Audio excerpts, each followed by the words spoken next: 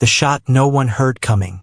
At 5:42 in the morning on February 17, 1943, near a shattered village outside Leningrad, a German lieutenant raised his binoculars above the edge of a frozen shell crater. He did not raise them high, not carelessly, not like a man who had never been shot at. He lifted them only enough to see across the open ground ahead. A strip of snow broken by black tree stumps, torn wire, and the half-buried body of a horse that had frozen into the road weeks earlier. The lenses were cold against his gloves. Somewhere behind him, a machine gun crew shifted in the trench. A man coughed once, then pressed his face back into his scarf.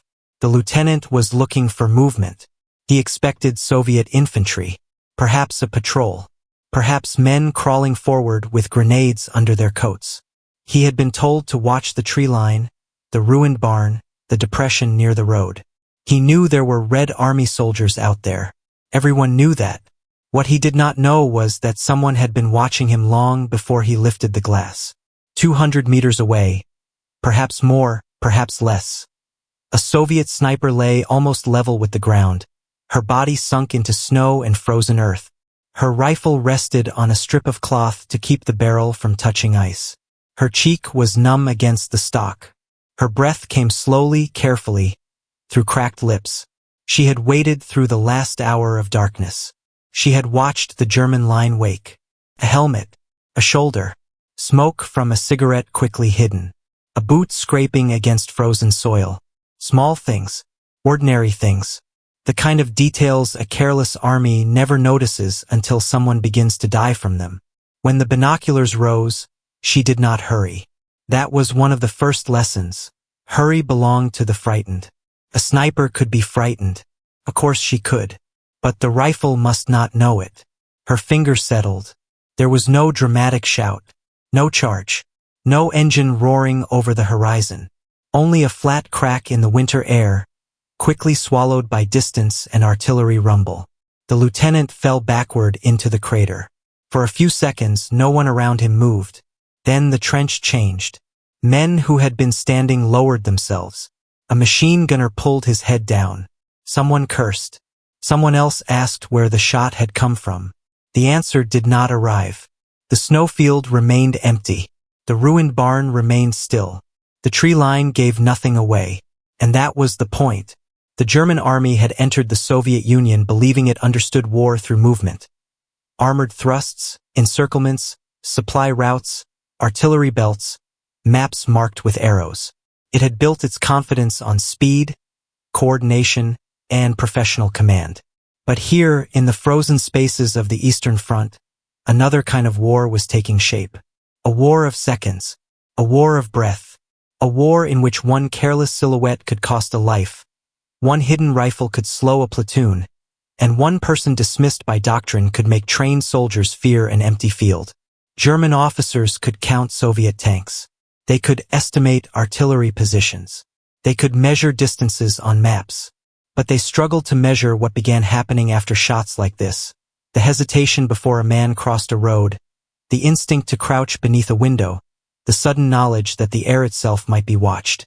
At first, many Germans did not know what to make of Soviet women snipers. Some saw them as propaganda. Some saw them as desperation. Some saw them as proof that the Soviet Union was throwing anyone it could find into the furnace of war. Those beliefs did not come from nowhere. In the military world Germany had built for itself, war was imagined as a domain of men, machines, formations, and command. Women at the front did not fit the picture.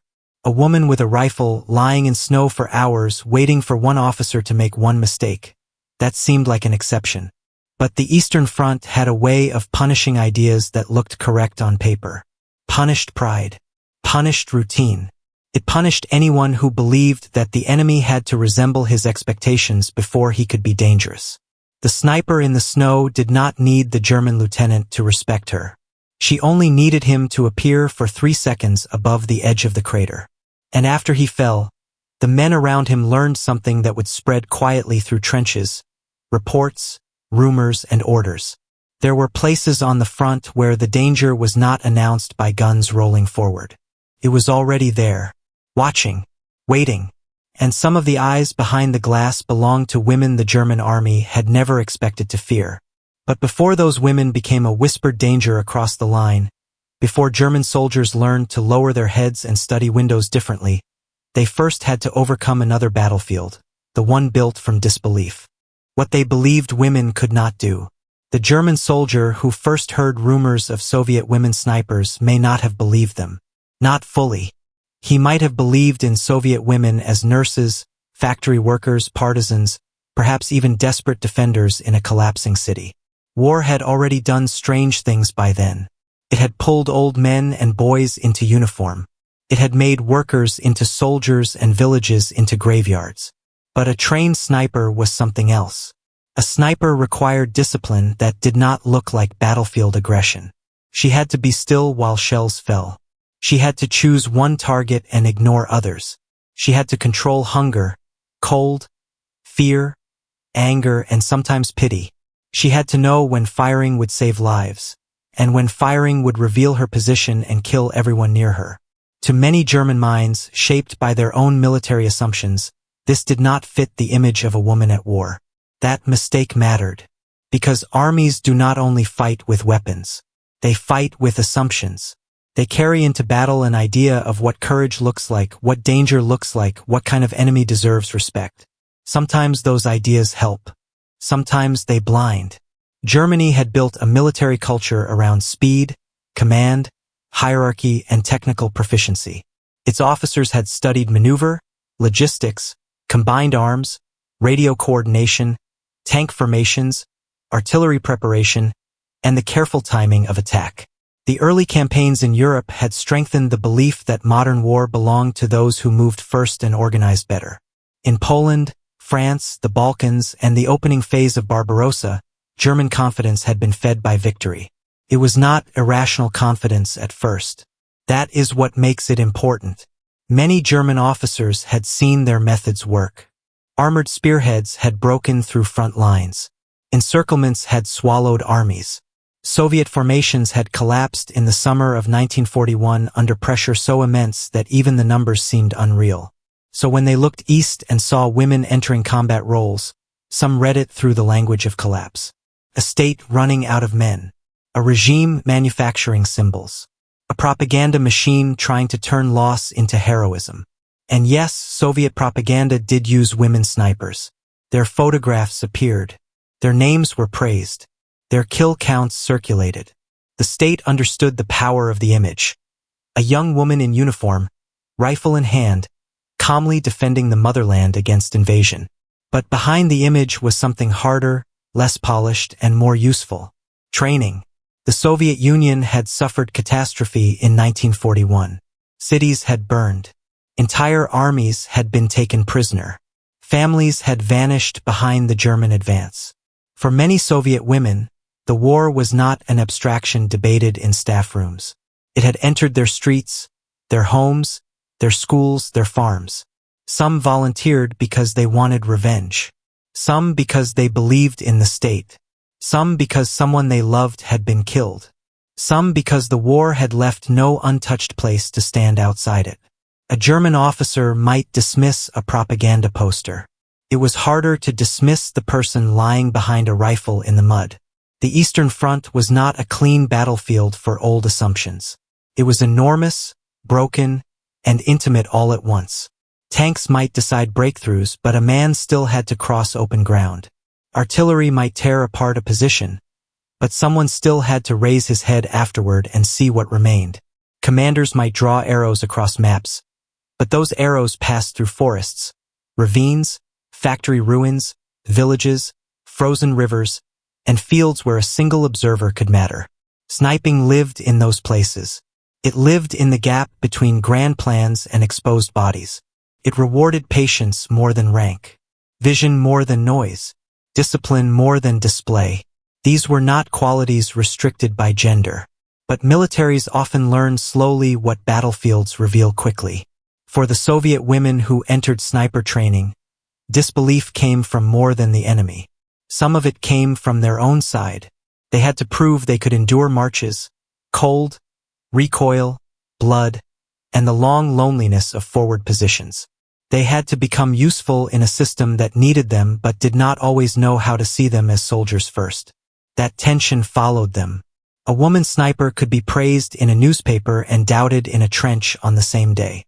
She could be photographed as a symbol and then sent into a position where symbol meant nothing, where the only question was whether she could find the enemy before he found her.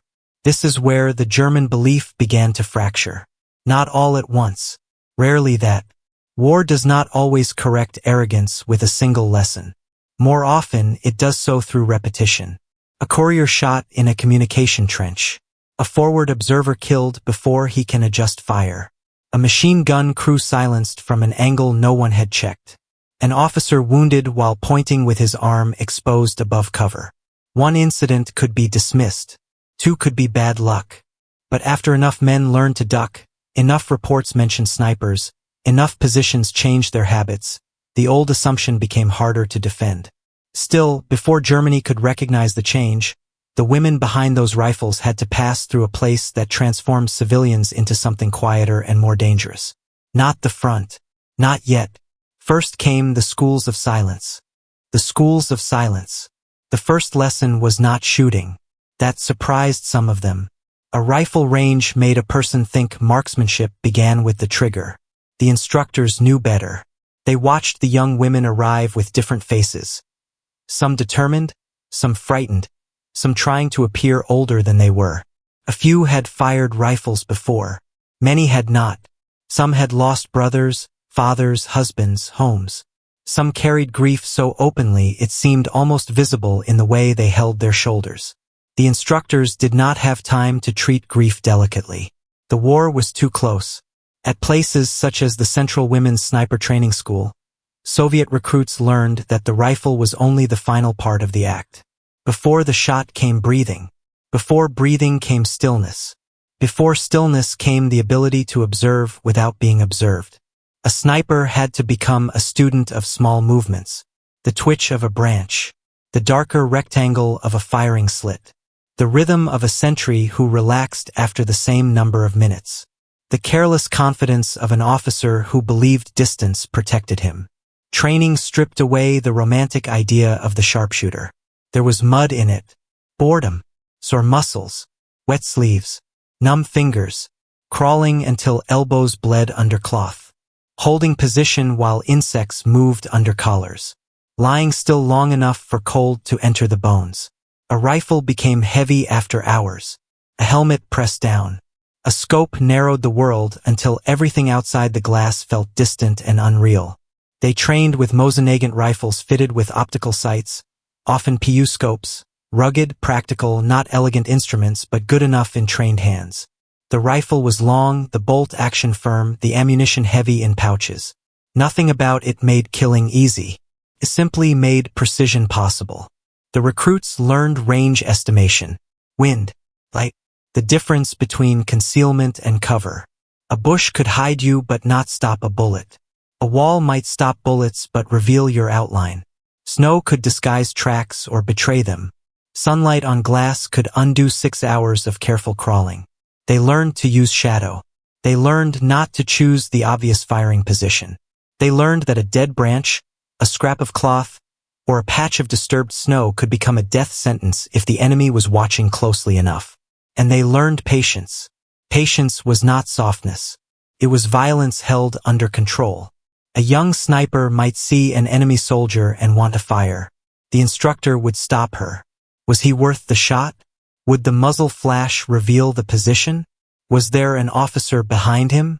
A machine gunner? A radio operator? Was he bait? The battlefield punished appetite. It rewarded judgment. In training, that lesson could feel harsh. At the front, it could save lives. There were classroom lessons too. Diagrams. Weapons maintenance. Enemy uniforms. Fieldcraft. The practical details of staying alive when the weather, the enemy, and one's own exhaustion all worked together. But the deepest lessons were physical. They entered through the knees, the hands, the lungs. The women learned how long the body could remain still before it began to tremble. They learned that fear had a sound. Not loud, but internal, like blood in the ears. They learned that the eye sees differently after hours of watching the same patch of ground. First, everything seems still. Then patterns begin to appear. A line that does not belong. A shadow too square. A movement repeated at intervals. They were being trained not merely to shoot men, but to read a battlefield. This mattered because the Eastern Front was a place where formal maps often failed. Villages changed hands and changed shape. Forests burned. Trenches collapsed. Roads disappeared under shellfire or snow. A sniper who could read the land might understand a small truth before an officer in a command post did.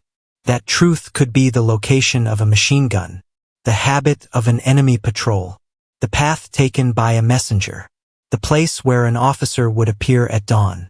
This was the hidden problem Germany had not understood. It believed war's decisive forces were the ones easiest to count. Tanks, divisions, artillery, aircraft.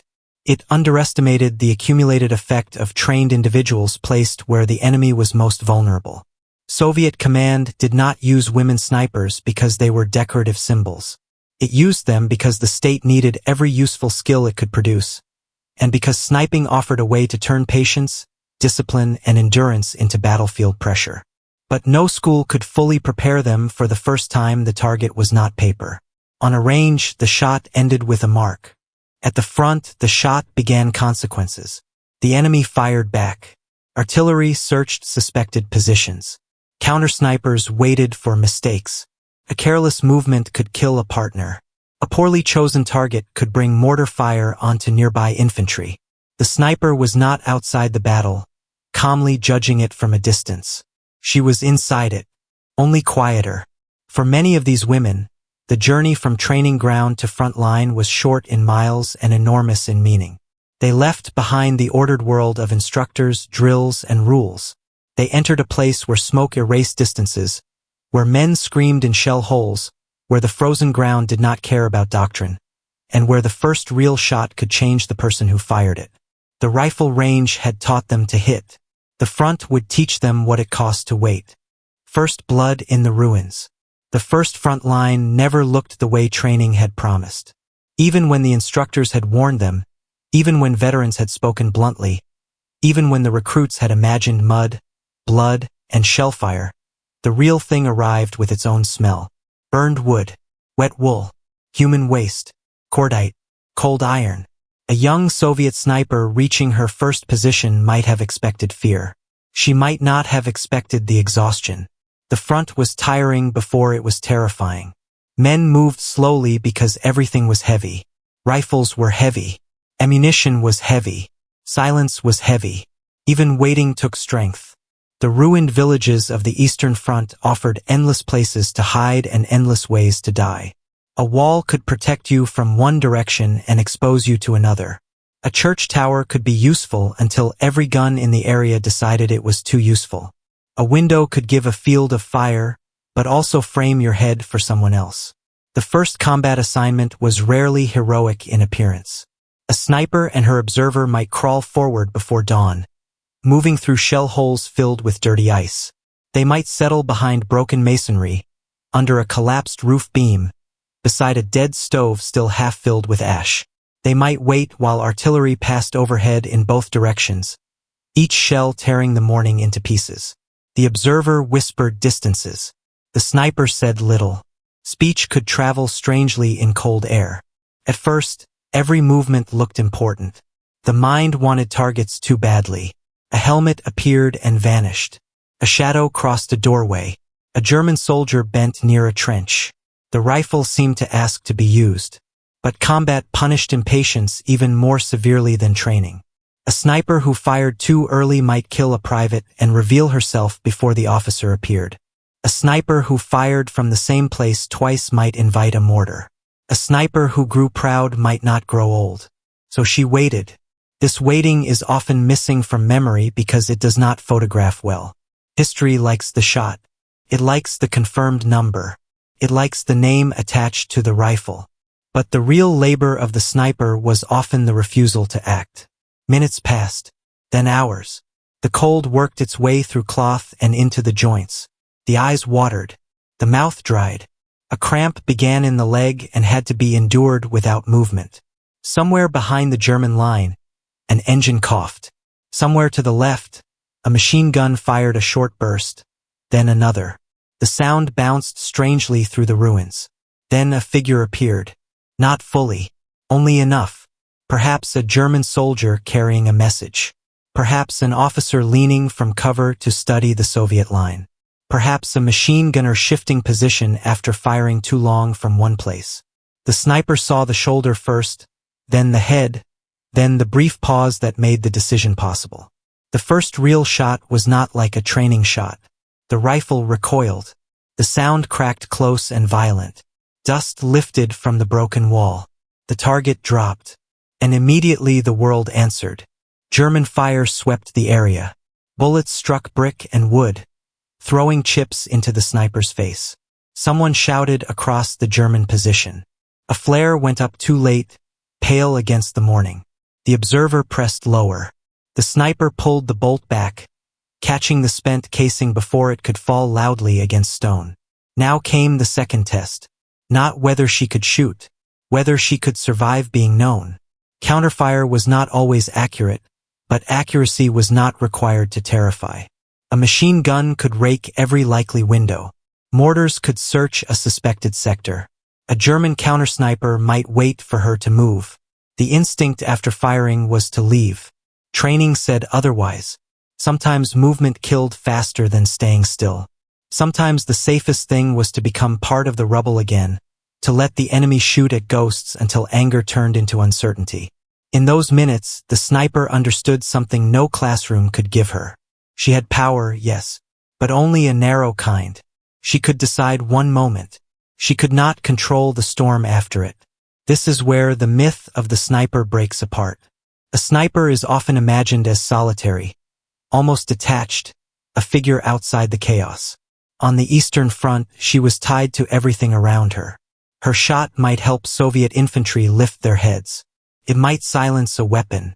It might provoke fire that endangered others. It might save a comrade she never met. Or it might fail. The target might move. The scope might fog. The rifle might jerk in frozen hands. A bullet might strike the wall beside her before she ever fired. The women who survived learned quickly that sniping was not a clean contest between shooter and target. It was a conversation with the entire battlefield, and the battlefield spoke in fragments. Mud, smoke, noise, fear, pressure, interrupted breath. For German soldiers, the first encounters created confusion before fear became organized. A man fell, but from where? A flash? A window? A hollow? Was it a sniper or random fire? Was the shooter still there? Would the next man to move be next? That uncertainty mattered. It slowed hands. It lowered heads. It made even experienced soldiers feel watched by ground that looked empty. And once a front line learns to flinch, it does not easily forget. The first shots killed men. The later shots changed behavior.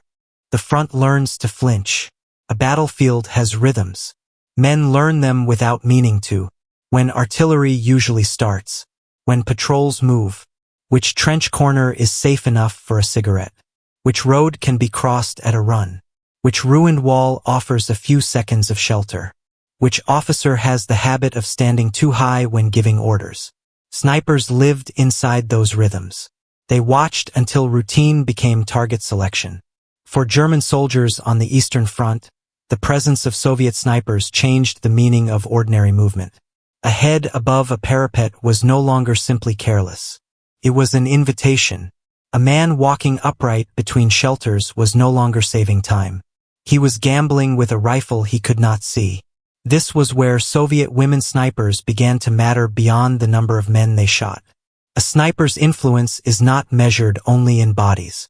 It is measured in hesitation. An officer who delays crossing open ground delays orders.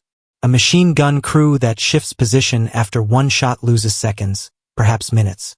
A radio operator who crawls instead of runs may deliver a message too late. A forward observer afraid to raise binoculars may fail to correct artillery fire. A repair party pinned behind a wall leaves a communication wire cut. None of these things looks dramatic from headquarters. On a map, the line remains the same. But at the front, a line is not only a line. It is men moving, seeing, speaking, carrying, repairing, firing, obeying, guessing. Disrupt those small acts, and the larger machine begins to stutter. German soldiers were not cowards. That is too easy, and it is false. They were often disciplined, experienced, and brutalized by years of war. They adapted because they had to. They learned to move lower, to avoid skylines, to use smoke, to study suspicious ruins, to send men by covered routes when possible. They learned to fear not only artillery barrages, but quiet sectors where nothing moved. That fear had a particular weight when women snipers were identified. The shock was not only tactical, it was cultural. For a German soldier shaped by the assumptions of his army and society, being pinned down or struck by a Soviet woman unsettled the hierarchy he had brought into the war. The enemy he had been taught to see as inferior had produced a fighter he could not ignore. The person he might have dismissed as propaganda had made him change how he crossed a street. War is full of humiliations like that. They are not always public. Sometimes humiliation is simply the act of crawling because pride has become dangerous. Soviet commanders understood the morale effect. Soviet newspapers praised snipers. Photographs circulated. Names were elevated. There was propaganda in it, certainly. But propaganda works best when attached to something real. The German soldier did not duck because of a newspaper. He ducked because someone near him had raised his head and not lowered it again. In the ruined cities, the effect became even sharper. Urban warfare gave snipers endless geometry. Windows, stairwells, factory roofs, basement cracks, collapsed walls, tram cars, chimneys, holes punched through brick. Every angle could hide a rifle. Every shadow had to be read. In places like Stalingrad, sniping became part of the larger nightmare of close combat, where armies fought for floors, staircases, workshops, and rooms that no longer had doors. A sniper in such a place did not need a long field. She needed patience and an angle. The German army still possessed artillery, tanks, aircraft, and machine guns. No sniper erased those realities. But the sniper changed the local emotional climate of the fight. She made exposure costly. She made carelessness lethal. She made men aware of how little of the battlefield they truly controlled. That awareness spreads. One soldier tells another, "Do not stand there." A sergeant warns a replacement, "Keep your head down near that wall." A lieutenant changes his route. A machine gun crew cuts a smaller firing slit. Patrol waits for smoke. The sniper has not advanced the Soviet line by herself, but she has inserted caution into the enemy's nervous system. This is what Germany was slow to understand. The front was not changed only by breakthroughs. Sometimes it was changed by accumulated restraint, by all the movements men no longer made because someone invisible had made those movements expensive. The women behind the rifles were not operating outside the Soviet war effort. They were tied to infantry, scouts, observers, propagandists, commanders, and the desperate arithmetic of survival. They were individuals, but they were also part of a pattern. And once that pattern became visible, the old German belief became harder to maintain. These were not scattered symbols. They were trained pieces of a larger system, not alone in the scope. The sniper is often imagined alone. One rifle, one eye, one hidden figure against an army. There is truth in that image, but not enough. On the Eastern Front, no one survived alone for long. Not infantrymen, not tank crews, not medics, not snipers. A woman lying forward with a rifle depended on people she might never see clearly. The soldier who brought ammunition, the observer beside her, the infantry platoon holding the trench behind her, the wireman keeping communications alive, the cook who delivered something warm enough to keep hands from shaking, the artillery battery that might answer if the enemy found her position. Her shot was solitary. Her war was not. Soviet sniper practice often used pairs, a shooter and an observer, sometimes rotating roles, sometimes working with infantry units that knew the local ground. The observer mattered. He or she watched the wider field, estimated range, studied enemy routines, and guarded against the tunnel vision that a scope could create. The scope gave precision, but it also narrowed the world. A sniper who saw only the target might miss the patrol moving along the flank. This partnership was part of the hidden discipline. The shooter waited. The observer watched. Together they became a small listening post with teeth. Their job was not always to collect a dramatic kill. Sometimes it was to suppress a machine gun by making the crew afraid to serve it. Sometimes to prevent enemy observers from correcting artillery. Sometimes to break the confidence of men preparing an assault. Sometimes to gather information that would matter later. In that sense, the sniper belonged to the same world as scouts and forward observers. She did not merely kill. She noticed. And noticing was a form of power. The German army had its own skilled marksmen and countersnipers. It was not ignorant of precision shooting. But the Soviet use of snipers, including women snipers, carried a particular intensity because of the conditions of the war. The Soviet Union had to bleed the invader in every possible way. It had to make occupation expensive, advances slower, rest dangerous, and confidence fragile. Snipers fit that need. They required fewer resources than artillery. They did not need fuel. They could operate in terrain where tanks could not. They could turn ruins into traps and forests into uncertain spaces. One rifle could not replace a division, but in the right place at the right hour it could produce an effect no map symbol captured. This is where the story becomes larger than gender and larger than marksmanship. Germany believed it was fighting a state whose strength could be broken by destroying armies and capturing cities. What really happened was that Soviet resistance kept regenerating in forms Germany had underestimated. Factory workers turned soldiers, partisans in forests, women in anti-aircraft crews, medics under fire, sappers in mud, and snipers who turned patience into pressure. The front changed because the Soviet war effort became total in ways German planning had not fully absorbed. Total war did not mean everyone became equally visible. Often the most useful people were the least visible. A sniper did not need a parade road. She needed a ditch, a window, a ruined roofline, a patch of brush. She needed information and discipline. She needed the enemy to repeat himself. German units learned to break routine. They moved differently. They camouflaged more carefully. They became cautious around obvious observation points. They used decoys. They fired into suspected hides. They deployed their own marksmen. Adaptation came. But adaptation is itself an admission. An army does not change behavior for a fantasy. Each new precaution acknowledged that the threat was real. Each lowered head, each covered movement, each warning pass to new arrivals marked a quiet reversal in belief. The women the Germans had dismissed as anomalies had become part of the front's daily logic. Still, reports move slowly compared with fear. A soldier can understand a danger before headquarters does. A platoon can alter its habits before doctrine changes. The first men to recognize the power of Soviet women snipers were probably not generals. They were the men ordered to cross the exposed ground. They knew. They knew because the road was there and someone had to cross it. They knew because a comrade had fallen in a place everyone thought safe.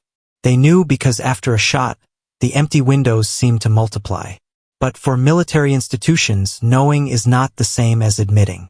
The next stage came when fear began to enter paperwork, when the invisible pressure of snipers became visible in orders, warnings, and reports. By then, the cost had already been paid in blood. The reports arrived too late. A report is always late. By the time a field report reaches a desk, the shell hole has already filled with water. The wounded man has already been carried back. The dead have already been searched for papers, ammunition, anything useful. The soldiers who survived have already adjusted their habits, often without waiting for permission. So when German reports began treating Soviet snipers as a serious frontline problem, they were not discovering something new. They were admitting something the trenches already knew. The language of reports tends to be dry. It has to be. Armies prefer sentences that can be filed, transmitted, summarized. A report might mention increased sniper activity. It might warn officers to avoid exposed observation. It might advise movement under cover, use of smoke, stricter camouflage, counter-sniper patrols, decoys, or reduced visibility at command posts. Dry language, wet ground. Real fear. Behind every official phrase was an experience. A commander shot while inspecting a forward position. A machine gunner killed after firing from the same embrasure too often. A telephone repairman hit while following a wire across open ground. A replacement warned by veterans not to look through a particular crack in the wall. German soldiers responded pragmatically. They learned that arrogance made poor armor. They used periscopes when they could. They cut narrower firing slits. They moved at irregular intervals. They sent men along trenches instead of over ground. They tried to locate sniper hides by sound, flash, tracks, disturbed snow, or the behavior of birds. They fired into likely positions. They staged decoys to draw a shot. Sometimes it worked. Soviet snipers died. Many died. The idea of the invulnerable sniper belongs to fiction. A sniper who fired too often from the same position could be hunted. A muzzle flash could betray her. A local civilian might reveal a hide. Artillery could erase an entire suspected area without ever seeing the shooter. Counter-snipers could wait with the same patience. But the German need to do all this proved the point. They were spending time, ammunition, attention, and nerves on a threat they had not expected to matter. And attention is a battlefield resource.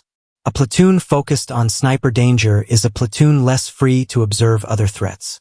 A commander forced to move cautiously takes longer to command. A machine gun that shifts location after every shot may survive, but it fires less freely. A forward observer afraid of the scope's glint may miss the moment artillery is needed most. The reversal was not dramatic in the way cinema prefers. No single German general stood in a command room and declared that Soviet women snipers had changed the front. Reality rarely arranges itself so neatly. Instead, recognition came in fragments. Warnings, rumors, tactical adjustments, dead officers, veterans instructing replacements. A growing respect that did not need admiration to be real. The Germans did not have to like Soviet women snipers. They did not have to honor them. They only had to alter their behavior because of them. That is the battlefield's harshest form of recognition. For the Soviet side, the recognition was different and equally complicated. Women snipers were praised, photographed, decorated, and sometimes turned into symbols larger than their actual lives. Their names could appear in newspapers even as their bodies remained at the front, cold, tired, and vulnerable. The state needed heroes. The army needed results. The women themselves needed to survive the next day. Some became famous, such as Lyudmila Pavlichenko, whose wartime reputation and later public role made her one of the best-known snipers of the conflict. Others, like Rosa Shanina, left behind diary fragments that feel more human than any poster. Ambition, exhaustion, anger, youth, and the nearness of death. Many more remained less known, their service compressed into numbers, medals, or brief mentions in records. German realization came too late because the assumption had been wrong from the beginning. The question was never whether women could fit Germany's image of a sniper. The question was whether they could perform the sniper's function under battlefield conditions. And many did. By the time German soldiers understood that, the front had already absorbed the lesson. Roads were crossed differently. Observation was done differently. Officers exposed themselves differently. Men looked at windows differently. A belief had not been debated into collapse. It had been shot apart. But to understand why the effect was so large, it is not enough to count confirmed kills. The true measure lies in smaller numbers. Seconds, meters, cartridges, and decisions made under fear. The mathematics of fear. A sniper's bullet is small. That is why armies sometimes underestimate it. Compared with an artillery barrage, it seems almost insignificant. Compared with a tank shell, it lacks drama. Compared with a bombing raid, it barely changes the landscape. One cartridge, one rifle, one hidden shooter. But war is not only measured by destruction. It is measured by interruption.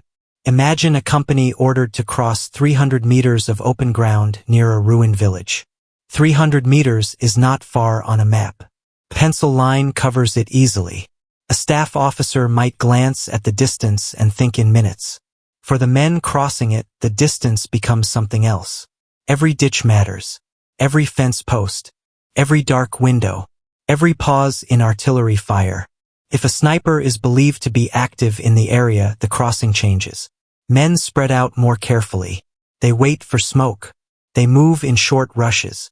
They hesitate before standing. Officers expose themselves less. Signals become harder to give. The crossing takes longer. Longer means more time under artillery observation. More time means more chances for confusion.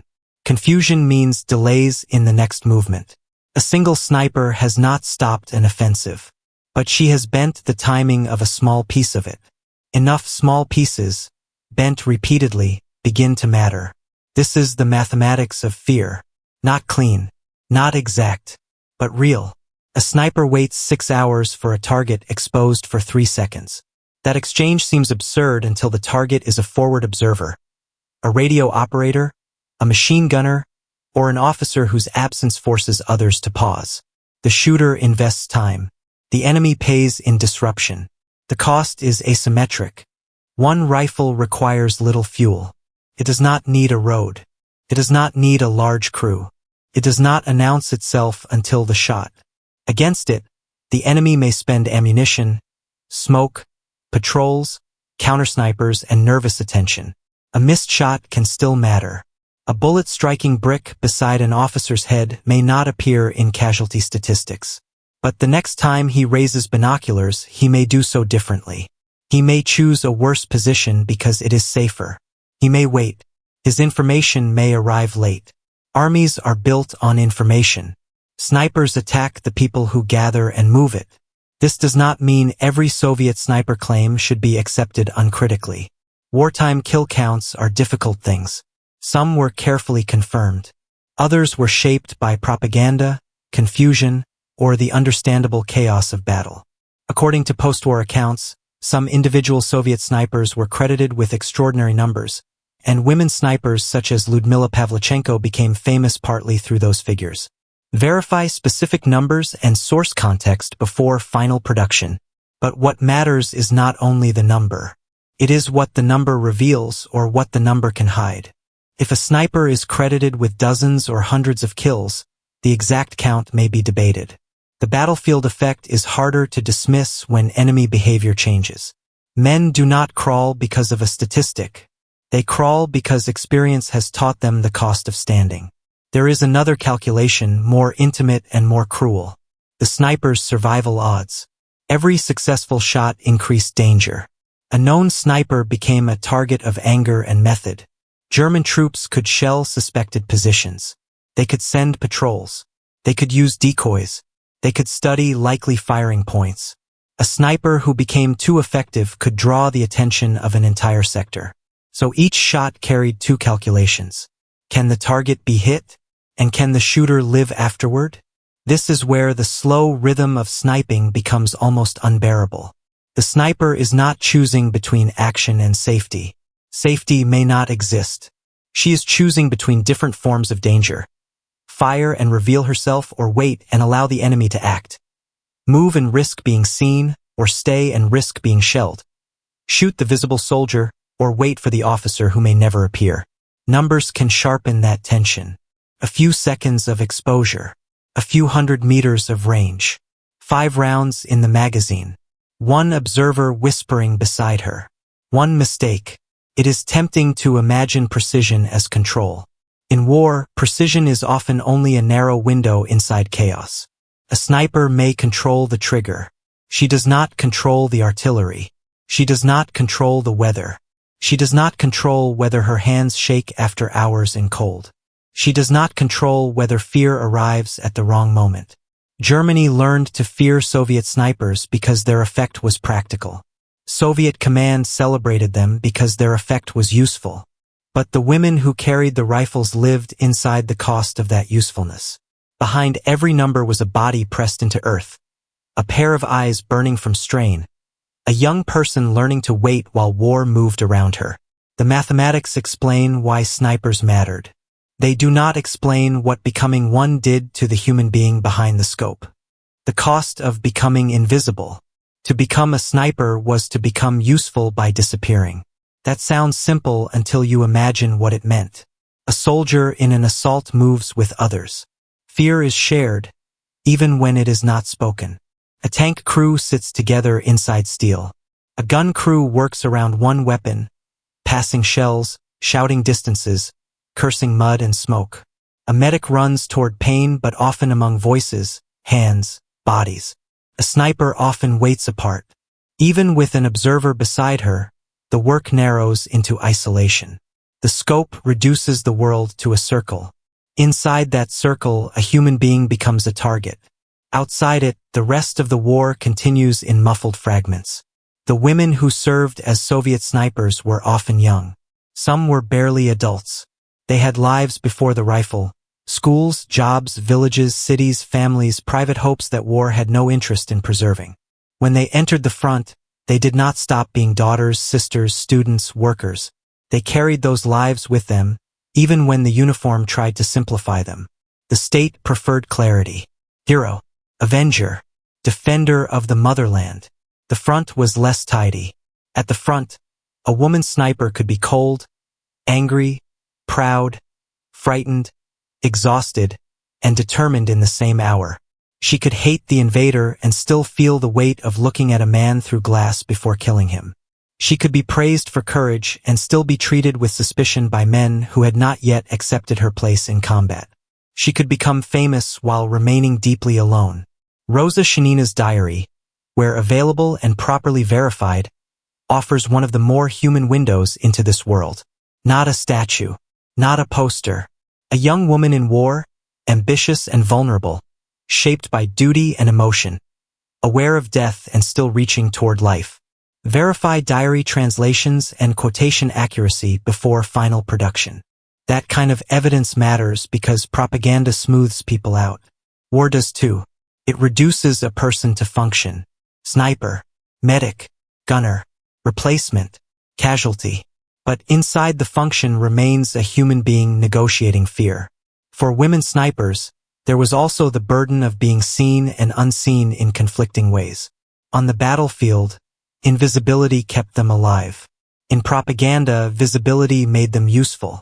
Their photographs could travel far behind the lines. Their names could inspire. Their stories could recruit others. Yet fame could not keep a shell fragment away, could not warm a frozen trench, could not bring back a partner killed beside them. Some survived. Some did not. Natalia Kovshova and Maria Polivanova became symbols of sacrifice after dying in battle. Alia Moldagulova, a young sniper from Kazakhstan, was killed in combat and later honored. Pavlichenko survived wounds and became internationally known, including through a visit to the United States, where her image carried both military and diplomatic meaning. Verify campaign dates, awards, and specific circumstances before final production. But many names remain small. A line in a roster, a photograph without context, a medal citation, a grave. This is part of the human cost too. Not only death, but simplification. People who lived complex lives are remembered as examples. And examples are easier to use than people. The German soldier on the other side also had his own fear. A documentary that respects war has to admit that. He may have been an invader inside a brutal campaign, part of an army responsible for immense destruction, but at the level of the trench he was still a human body under threat. He knew cold, hunger, exhaustion, and the animal terror of being watched by someone he could not see. The sniper's bullet did not strike an ideology. It struck a man. War is cruel partly because both things can be true. The Soviet sniper could be defending her country against annihilation, and the man in her sights could still have a face, a letter in his pocket, a memory of home. Serious history does not require pretending that killing is weightless. It requires understanding why people did it anyway. For many Soviet women, the answer lay in what they had seen and lost. German invasion was not an abstract enemy. It had brought occupation, destruction, starvation, mass death, and atrocities. Revenge was not a slogan for everyone. For some, it was personal. Yet revenge did not remove fear. It did not make the cold less cold.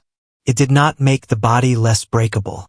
A sniper might spend hours waiting for one shot, then return to a dugout where someone had saved a piece of bread, where a comrade was writing a letter by poor light, where the dead were spoken of quietly because speaking too much made the next day harder. The battlefield demanded that these women become invisible. Memory later made some of them too visible, flattened into legend. Between those two distortions lies the harder truth. They were soldiers, skilled and vulnerable, used by history and using their skill to survive it. But recognition is never simple in wartime. The next question is not whether they were brave.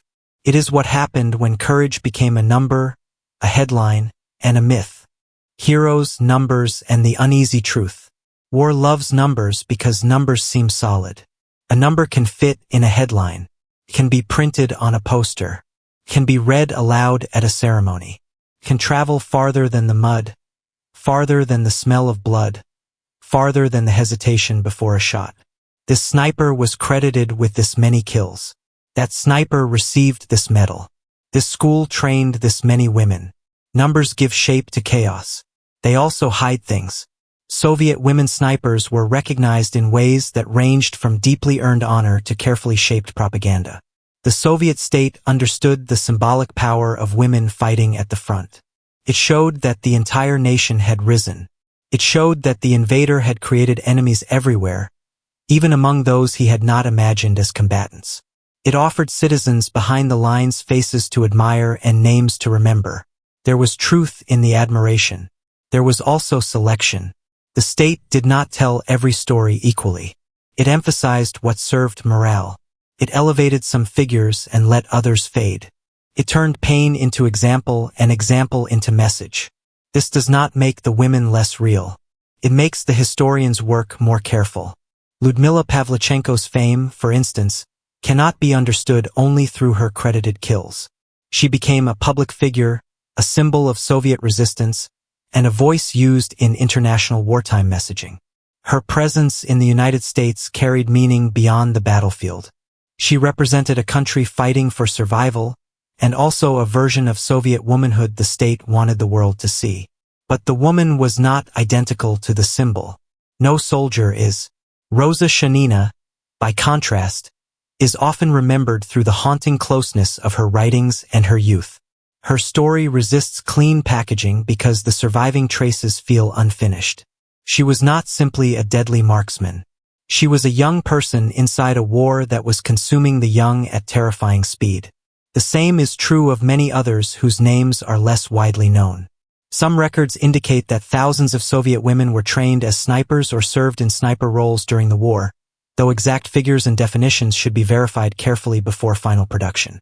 What is clear is that their presence was large enough to matter and visible enough to be remembered, even if unevenly. The problem with myth is not that it praises. The problem is that it can make people unreal. If the women become flawless heroes, we lose the discipline it took to become effective. We lose the fear. We lose the mistakes. We lose the institutional doubts they faced. We lose the fact that some were used by a state desperate for symbols. We lose the grief behind the medals. If the propaganda is dismissed too harshly, we make the opposite error. We erase real skill because the state publicized it. We treat recognition as proof of exaggeration, when sometimes recognition attaches itself to genuine battlefield achievement. The truth sits uncomfortably between. Soviet women snipers were real soldiers. Some became highly effective. Some were celebrated beyond what evidence can cleanly prove. Some were forgotten despite service. Some died before they could become anything but a name. Germany's delayed realization does not depend on every wartime claim being exact. It depends on a broader fact visible through behavior. German soldiers and commanders learned to treat Soviet snipers as serious threats. They adapted to them. They warned against them.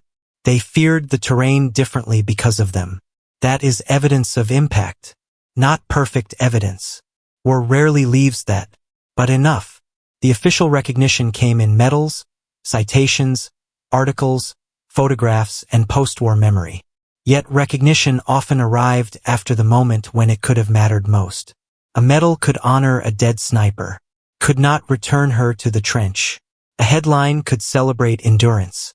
It could not describe what it felt like to wait under shellfire with one eye pressed to glass. Delayed realization happened on both sides in different ways. Germany realized too late that its assumptions had made it vulnerable. The Soviet Union recognized women snipers, but often through simplified heroic language that could not hold the full burden of their experience. And later generations inherited both the admiration and the distortion. So what remains when the poster is taken down? When the number is questioned? When the battlefield has gone quiet and the rifle sits behind glass? What remains is not a perfect legend. It is a change in the front, and in the way war had to be understood. The front they changed. The women snipers of the Red Army did not win the Eastern Front by themselves. That needs to be said plainly. Wars are not won by single weapons, single units, or single categories of soldiers. The Eastern Front was decided by industry, manpower, logistics, command, weather, ideology, brutality, exhaustion, mistakes, sacrifice, and killing on a scale difficult to hold in the mind. Tanks mattered. Artillery mattered. Railways mattered. Factories mattered. Food mattered. Doctors mattered. Sappers mattered. Radios, horses, trucks, boots, and ammunition mattered. The sniper was one part of that vast machine. But small parts can change how a machine moves. Soviet women snipers changed the front by proving that a dismissed fighter could create real battlefield pressure. They forced German soldiers to treat empty spaces as dangerous. They made officers think before exposing themselves. They gave Soviet infantry another tool for survival and disruption. They strengthened morale by embodying the idea that the war effort reached everywhere. Their significance was tactical, psychological, and cultural. Tactically, they could kill or suppress key individuals. Psychologically, they made the enemy feel watched. Culturally, they challenged the assumptions of both enemy and ally about who could fight effectively. None of that required perfection. A rifle could jam. A shot could miss. A sniper could be frightened, wounded, or killed. Some stories were embellished. Some numbers were uncertain. But reality does not require myth in order to matter. The German army entered the Soviet Union with ideas about hierarchy and superiority that the Eastern Front repeatedly broke. It underestimated Soviet resilience. It underestimated distances. It underestimated weather. It underestimated production and mobilization. It underestimated the willingness of ordinary people to become extraordinary under pressure. Women snipers belonged to that larger pattern. They were one more answer to German expectation. Not the answer Germany expected. A young woman from a village, a school, a factory, or a city apartment could learn to read terrain, handle a rifle, crawl through mud, endure cold, and make experienced soldiers change their behavior. That fact did not fit neatly inside German belief. The front did not care. The legacy of these women is not only found in medals or kill counts. It is found in the widened understanding of combat. War had always used women in many ways, as workers, nurses, resistors, intelligence gatherers, survivors, and sometimes fighters. But the Soviet experience placed women in direct combat roles at a scale and visibility that forced recognition, even if that recognition remained incomplete. After the war, memory became selective. Some women were honored. Some were pushed back into civilian silence. Some carried wounds that were not easy to display. Some lived with memories that did not fit the heroic language used around them. There is a particular loneliness in surviving a role people prefer to simplify. If remembered only as heroines, they become distant. If remembered only as propaganda, they are diminished. If remembered only as snipers, they are reduced to the rifle. A better memory holds more. It remembers the training ground and the frozen position, the careful breathing and the fear, the skill and the propaganda, the courage and the cost, the enemy soldier who fell and the sniper who had to live with the act, the officer who dismissed them and the replacement who learned to keep his head down. The front they changed was not only a line on the map. It was the behavior of men under threat. It was the way a road was crossed, the way binoculars were raised, the way a window was feared, the way silence became suspicious, That is a difficult kind of legacy to photograph. But soldiers felt it. They felt it in their necks, their shoulders, their knees as they crawled. They felt it when an order took longer to deliver because the direct route was no longer safe. They felt it when the empty field seemed occupied by invisible intention. Decades later, battlefields grow quiet in misleading ways. Grass covers shell holes. Trees return. Villages rebuild or vanish. Museums place rifles under glass. Photographs fade at the edges. The young faces in uniform become historical images, separated from the cold, hunger, and fear that shaped them. But the question remains. What did Germany fail to see? It failed to see that the Eastern Front would not be fought only by the categories it respected. It failed to see that a modern army could be slowed by people it had dismissed. It failed to see that war rewards function, not prejudice. And if the story began with a man lifting binoculars into cold morning light, it ends with the realization that someone had already understood the battlefield better than he did. One breath, one rifle, one mistake, and a belief that could no longer survive contact with reality. What they believed, what really happened, returned to the snow outside Leningrad. The field is quiet again. The shell crater remains. The broken wire remains. The ruined barn remains. The cold does what cold always does. It covers detail, softens edges, makes the world appear still. But stillness is not emptiness. That was the lesson German soldiers learned too late. They had believed danger would announce itself in forms they understood. Tank engines, artillery flashes, massed infantry, aircraft overhead, orders shouted across a line. They had believed women at the front were exceptions, propaganda, signs of Soviet desperation, perhaps symbols to be mocked or dismissed. But what really happened was quieter. Women trained to become snipers entered the spaces between armies and made those spaces dangerous. They watched roads, windows, trenches, tree lines, and habits. They learned that a battlefield is made not only of weapons but of routines. They waited for the moment when routine became exposure. They did not change the war alone. No honest account would claim that. But they changed pieces of it. And pieces matter to the men living inside them. A front is not only a line between armies. It is 1,000 small decisions made under pressure. Stand or crawl, look or wait, run or freeze, fire or hold, cross now or after smoke, lift the binoculars or keep your head down. Soviet women snipers entered those decisions. That is why they mattered. Their story is not clean. It carries propaganda, uncertainty, courage, grief, exaggeration, evidence, silence, and memory all at once. Some names became famous. Some disappeared into records. Some survived and grew old with things they could not fully explain. Some stayed forever young in photographs. War did not turn them into myths. People did that later. War turned them into soldiers. Cold soldiers. Tired soldiers. Skilled soldiers. Frightened soldiers who still reached for the rifle because the front demanded more than anyone should have been asked to give. On the other side, German soldiers learned in the most direct way possible that contempt is not protection. An army may dismiss an enemy in language, in doctrine, in private jokes, in confident reports. But the battlefield does not honor dismissal. Tests results. A bullet does not ask whether the shooter fits an expectation. It arrives. The lieutenant in the opening moment may never have known who fired. That anonymity is part of the truth. Many men who feared Soviet snipers never saw them. Many who were struck by them died without understanding the person behind the glass. War is full of unfinished recognitions. But the men who survived changed how they moved. That was the recognition. Not applause. Not respect in the noble sense. A lowered head. A slower crossing. A warning to the next man. Do not stand there.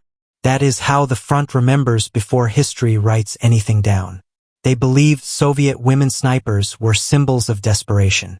But what really happened was that those women became part of the battlefield itself. Patient, hidden, human, and real. Not invincible. Not simple. Not untouched by fear or loss. Real. And in war, reality is the only argument that survives. If you watch this far, Write in the comments where you are watching from. And if someone in your family served in war, in any uniform, in any country, in any forgotten role, you are welcome to share their story below. Warfront Archive is built for stories like these, the ones hidden beneath the larger battles, where belief met reality, and ordinary people were asked to carry more than history usually remembers. If you want more documentary stories from the forgotten edges of World War II, subscribe to Warfront Archive. The next story is waiting in the silence between the official reports.